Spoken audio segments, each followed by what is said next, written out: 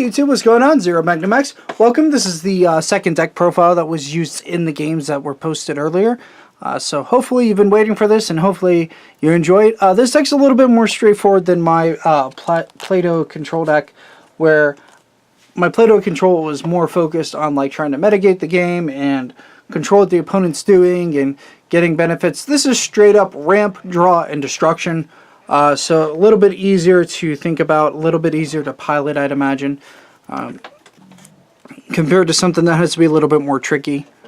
Okay, so first off we have Fleetwing Sprite. Whenever this card enters a summon, you can choose a card from your hand and place it into your resource zone. And if it is a fort burst, you send it to your resource zone instead. So we run 4 of that. I also ran that in the Plato deck. Growing Touch, put the top card of your deck into your resource zone, reference of 5 or 6 yellow die. You can do this again, but then you choose a card in your resource zone and place it, a resource card in your resource zone and place it on top of your deck. So then we have Redfang Born Leader. Whenever it attacks and destroys a Draco Shield, if you have 6 or less cards in your resource zone, put the top card of your deck into your resource zone. So ramp, ramp, ramp. And then we have 2 Remus here, just to get this deck back into the game. If it's starting to get out and get out and get out, we can throw this down, drag across it, and be like, break your shield, and then get a shield of our own to kind of protect us.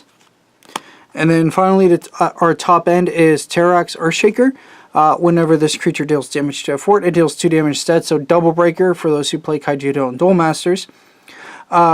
It gets -2 cost on that for each of your destroyed forts, so this card can cost 4 mana.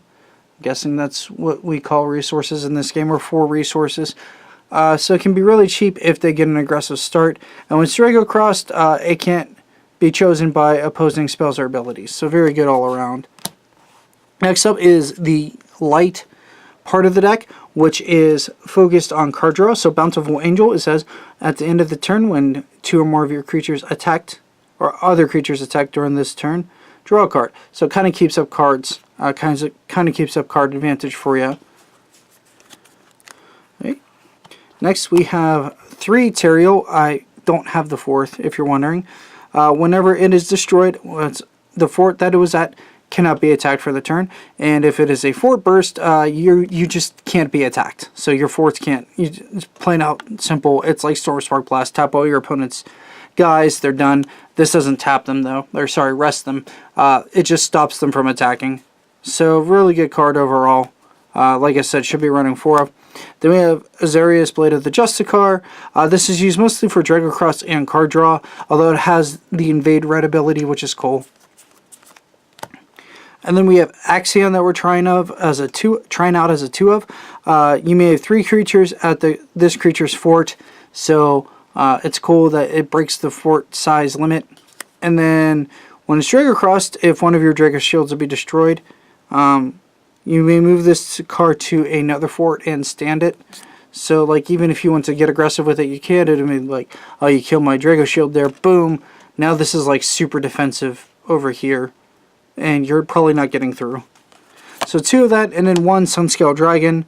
Testing this out, we need more of it too, but right now we have the 1. And even though I was using proxies, I think 1 to 2 of this is correct. I'm not sure what we would remove. This may even just become a Tariel down the road. Okay, for our black, this is destruction. So the cards you will see here all have something to do with killing our opponent's creatures. Okay, Bloody Baroness, we have 4 of this card. Whenever it is summoned, you can choose a 4 or less cost creature and destroy it. Just straight up destruction.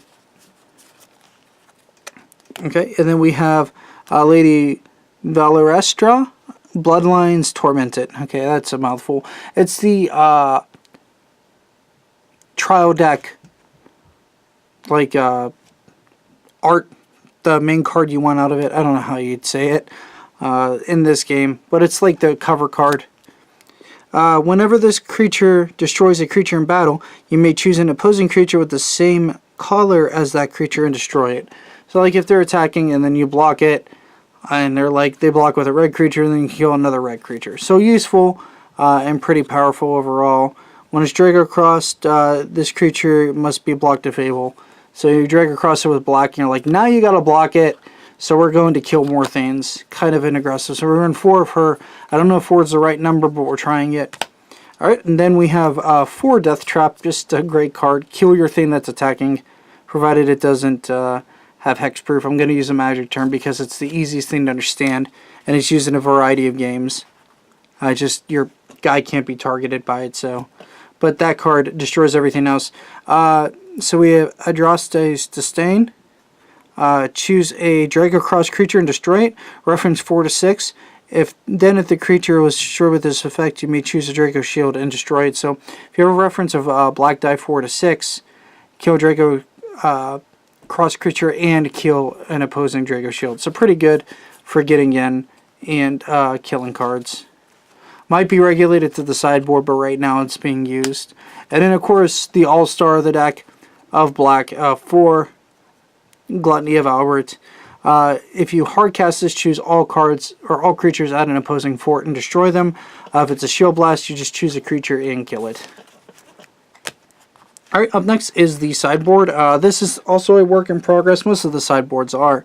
We have one Eleanor, Queen of Storms.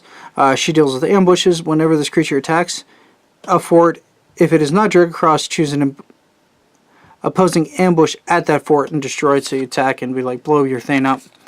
And then whenever this creature attacks, if it's crossed, basically they don't have any effect for the turn. So you're using this mostly for the green reference. You're going to play her, and you're going to drag across her and be like, attack a fort that has an ambush. It doesn't have an effect for the turn.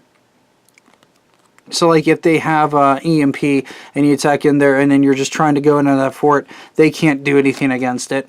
So it's just like, yep, that's not in effect this turn. And then we have 3 Mischievous Spirits, which is straight up whenever you summon it, destroy an ambush. That's what it's used for. And then if it's Drago Crossed, all your other green creatures get +1/+1. So that comes in handy, but not the point of it is 3 mana, kill your ambush. Kind of like how, you know, neutralizes in Magic and other things. Just there to deal with a specific card.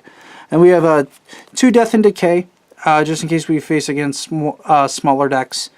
And decks that just are like have 1 and 2 cost creatures that are really powerful. It's just like open in turn, kill them all, get rid of them.